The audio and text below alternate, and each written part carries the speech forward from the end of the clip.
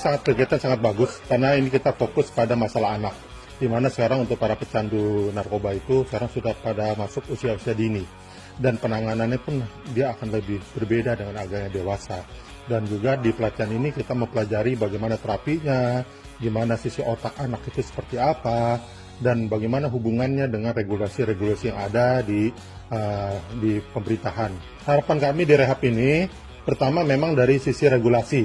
Jadi regulasi yang mendukung program terhadap anak ini, gitu. Karena ini akan berhubungan juga dengan kekuatan masalah daya tampung dan masalah anggaran dan lain-lain. Dan kegiatan ini penting juga karena anak itu adalah sumber daya manusia yang untuk masa depannya bangsa kita.